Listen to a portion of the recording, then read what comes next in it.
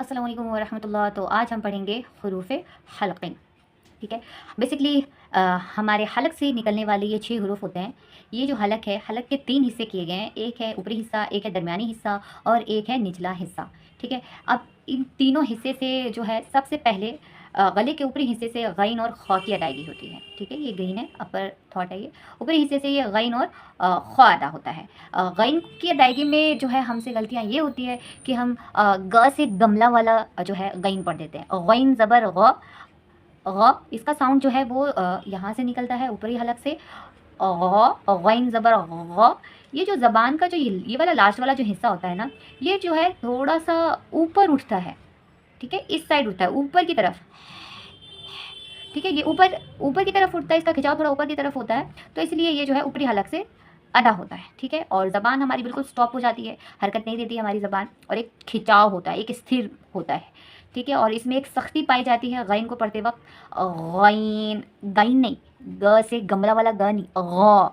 और आप जब गैन को पढ़ोगे ना, तो यहाँ पे क्या होगा कि एक खड़खड़ाहट सी होगी, जैसे आप जो है गरारा करते हैं ना, तो बस वैसे ही हमने गैन को पढ़ना है। अब आ जाता है ख, ये भी ऊपरी हिस्से से ही अदा होता है। अब ये बेसिकली खा से खाना वाला खा नहीं है, ये है ख, ख, ख। इसमें भी थोड़ी सी खड़खड़ाहट है, और ये भी ऊपरी हिस्से से अदा होता है। ठीक है, अगला है मिडिल जो है थॉट, गले के दरमियानी हिस्से से आइन और हा अदा होता है। यानी कि ये जो हिस्सा है ये आइन और हा का है। आइन, हा, आइन। तो आइन में भी क्या है कि एक जमाव है, एक खिंचाव है। ठीक है, ये हमजा ज़बर अ नहीं है, ये है आइन ज़बर अ, आइन ज़बर अ। ठीक है, ये हलक से निकलता है। ठीक है, तो हमज़ा को इसमें कन्वर्ट नहीं करना है, इसमें जो है सख्ती है, इसकी मौजूद सख्ती हमको अच्छे से अदा करनी है। और जब हम आइन को पढ़ते हैं ना, तो जो ज़बान का जो लास्ट वाला हिस्सा है ना, इसका खिंचाव हमारे हलक की तरफ रहता है, और ज़बान बिल्कुल स्थिर, एकदम कंट्रोल रहता है, ज़बान हिलता डुलता भी नहीं है। ठीक है, आइन। अब आ जाओ हा, हा।